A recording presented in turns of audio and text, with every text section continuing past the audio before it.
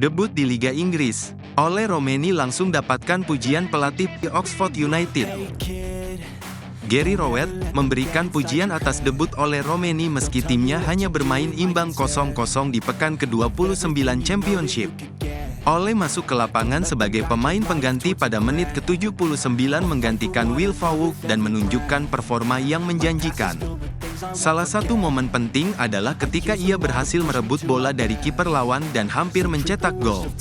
Sayangnya, peluang emas itu gagal dimanfaatkan meskipun gawang sudah kosong, membuat Oxford kehilangan kesempatan untuk meraih kemenangan. Gary Rowett menilai bahwa peluang tersebut sangat penting dan bisa mengubah jalannya pertandingan jika berhasil dimaksimalkan. Saya pikir kami seharusnya bisa mendapatkan 3 poin dengan peluang Ole, ujar Rowett, seperti dilansir dari Oxford Mail. Dia tetap memuji kemampuan teknik Ole dalam menciptakan peluang tersebut, meski hasil akhirnya tidak sesuai harapan. Pelatih itu juga mengakui bahwa peluang yang terbuka begitu saja menjadi salah satu momen terbesar di pertandingan. Sebagai debutan, tekanan besar yang dirasakan oleh Romeni juga menjadi perhatian Rowett. Mungkin karena dia merasakan peluang pada pertandingan pertamanya, mungkin dia sedikit menyambarnya, ungkap pelatih berusia 50 tahun itu.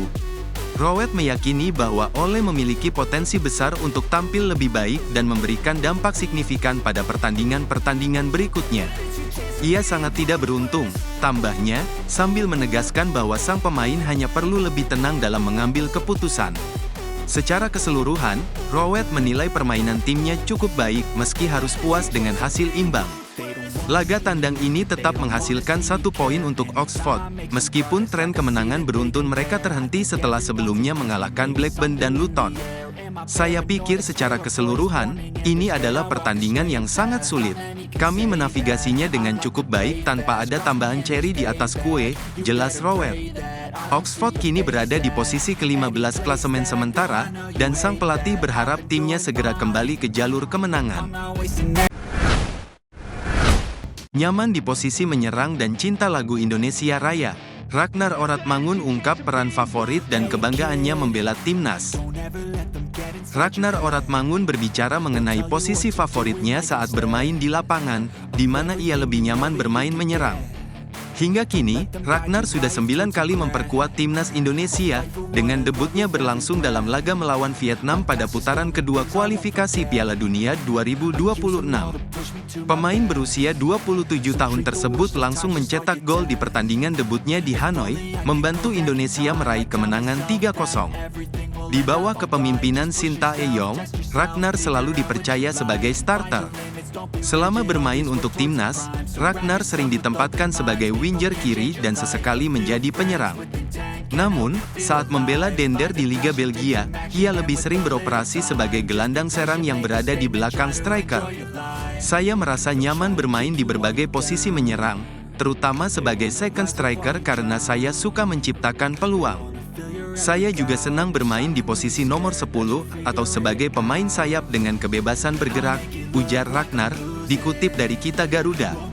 Ragnar resmi menjadi warga negara Indonesia pada Maret tahun 2024. Pemain kelahiran Belanda ini memiliki darah Maluku dan memiliki paman, Jauhari Oratmangun, yang menjabat sebagai Duta Besar Indonesia untuk China.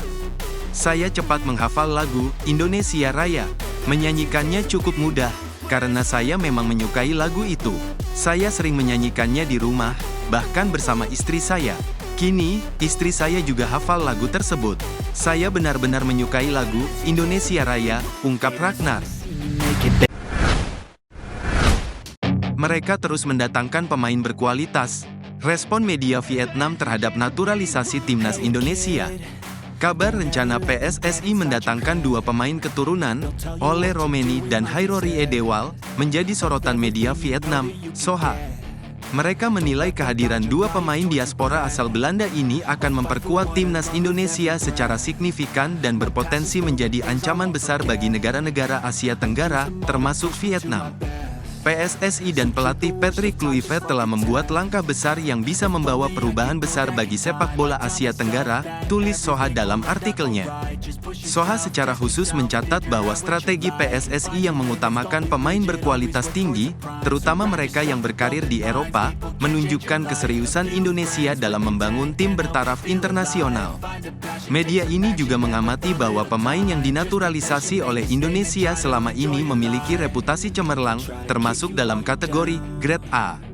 Mereka memuji pendekatan ini sebagai langkah strategis untuk memperkuat skuad Merah Putih dengan bintang-bintang berkelas dunia. Selain itu, Soha menganggap bahwa kolaborasi antara pelatih Patrick Kluivert dan PSSI merupakan strategi cerdas yang dapat memberikan tekanan besar bagi lawan-lawan Indonesia di Asia Tenggara. Kehadiran Ole Romeni dan Hairori Edewal, menurut mereka, mencerminkan tekad PSSI untuk menciptakan tim yang kompetitif dan sulit dikalahkan. Hal ini disebut sebagai ancaman langsung terhadap ambisi negara-negara lain, termasuk Vietnam, dalam kompetisi regional. Media Vietnam itu juga mengungkapkan kekaguman terhadap langkah berkelanjutan PSSI dalam merekrut pemain diaspora. Mereka menilai, jika strategi ini terus dijalankan, Indonesia berpotensi mendominasi sepak bola di kawasan Asia Tenggara. Dengan tambahan pemain bintang seperti Ole dan Hairo, Soha memperkirakan timnas Indonesia akan semakin disegani dan menjadi lawan yang sulit dihadapi di masa mendatang. Tentu saja semakin kuatnya tim Indonesia juga akan menimbulkan banyak tantangan besar bagi kompetitor di kawasan Tenggara, termasuk tim Vietnam, lanjut media tersebut. Tak bisa manfaatkan keunggulan pemain, Indra Syafri beberkan alasan Garuda Muda susah cetak gol. Timnas Indonesia U20 harus mengakui kekalahan tipis 0-1 dari Yordania dalam laga mandiri U20 Series di Stadion Gelora Delta Sidoarjo, Jumat malam, tanggal 24 Januari. Gol tunggal Yordania dicetak oleh Ibrahim Sabra melalui sundulan di menit ketiga, yang menjadi penentu hasil pertandingan. Indonesia gagal membalas gol tersebut meski memiliki sejumlah peluang sepanjang laga. Pelatih Timnas Indonesia U20, Indra Syafri, mengakui kesulitan timnya dalam menghadapi strategi pertahanan kompleks yang diterapkan Yordania. Meskipun unggul jumlah pemain setelah Yordania kehilangan satu pemain, Indonesia tetap gagal menciptakan peluang berbahaya.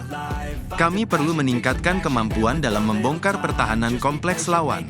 Mereka menggunakan strategi itu untuk menutupi kekurangan pemain, kata Indra dalam konferensi pers usai pertandingan. Meski demikian, ia memuji semangat bertanding para pemainnya. Indra menyoroti momen krusial, yakni kegagalan eksekusi penalti oleh Welber, yang seharusnya bisa menjadi peluang emas untuk menyamakan kedudukan. Sayang sekali penalti tidak masuk, padahal itu peluang besar. Namun, saya bangga karena pemain tetap menjalankan skema permainan dengan baik, tambahnya. Indra juga menyampaikan rencana evaluasi dalam 2 hari ke depan sebelum menghadapi Suriah pada Senin, tanggal 27 Januari. Ia memastikan akan melakukan perubahan komposisi pemain, termasuk mempertimbangkan Jens Raven yang masih dalam masa pemulihan cedera. Di sisi lain, pemain Timnas Indonesia U20, Tony Firmansyah, menyatakan bahwa ia dan rekan-rekannya sudah berusaha maksimal meski hasil belum sesuai harapan. Kami akan mengevaluasi pertandingan ini dan berusaha tampil lebih baik melawan Suriah, ujar Tony, yang kini memperkuat Persebaya Surabaya. Menanggapi posisi baru yang diberikan pelatih, ia menyatakan kesiapannya bermain di posisi manapun. Sebagai pemain profesional, saya harus siap ditempatkan di mana saja, katanya.